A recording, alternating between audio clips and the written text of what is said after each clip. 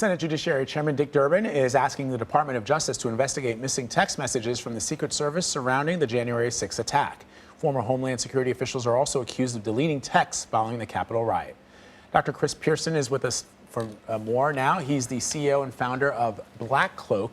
That's a cybersecurity firm. He was also a member of the Department of Homeland Security's Data Privacy Committee and its Cybersecurity Subcommittee, and joins us now to talk about this. So it's good to see you.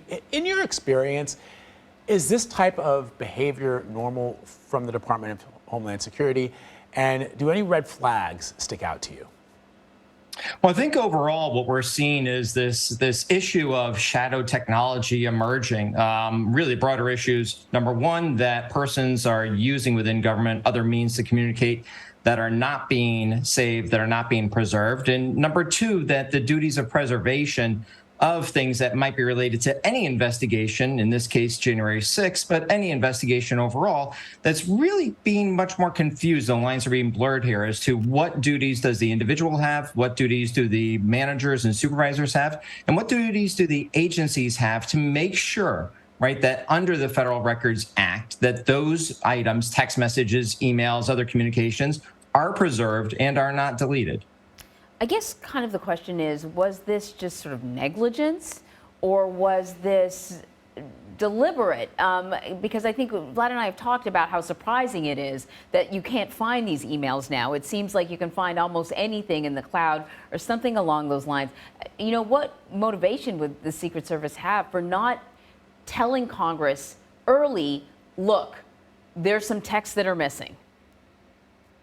Yeah, I mean, I think that this is not something, I mean, obviously I can't comment on the individual's personalities and what is going on in this case, but overall, really, there are a few different things that are owed here. In any investigation, whether it's an internal agency investigation or one involving Congress, there's some duty of candor there.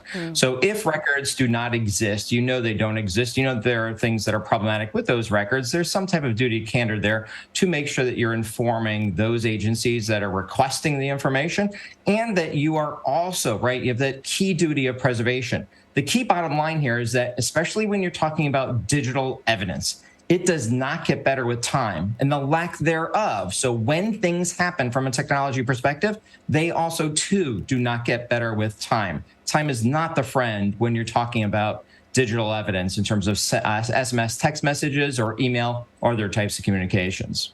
So what kind of checks and balances are in place to prevent mass amounts of information that might go missing like this? Because as Anne-Marie points out, to me, it would strike me, and correct me if I'm wrong, that you would have to take many, many steps to ensure that these text messages are not found, because you just can't delete. I mean, that's what we always believe, right? You just can't delete something off your phone, right? Even if you delete a text or a picture, because somewhere there is a record of it. If not in the cloud, maybe even the companies that own these devices have those messages, although there may be some legal reasons why you can't retrieve them. So it depends. The answer is it depends. It depends with regard to what type of communications they are. SMS text messages are more ephemeral than you would think. Most of the national carriers only retain those messages for, a few days to maybe 30 days. So it's not something that even the carriers have. As it relates to the actual phones and devices, so it depends on what type of devices was sent with. Was it sent with an iPhone or an Android device? Was it sent in text messaging capabilities that are actually owned by the government or outside the government's purview?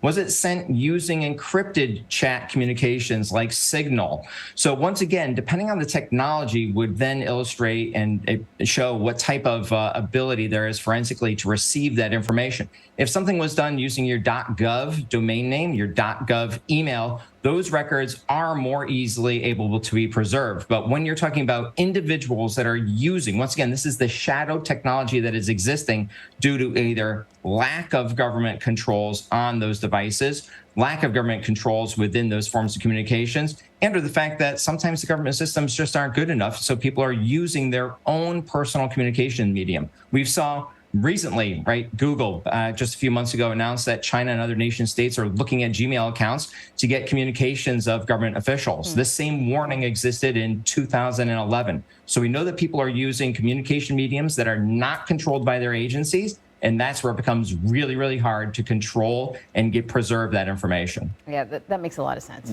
Dr. Chris Pierson, thank you very much. Thank you.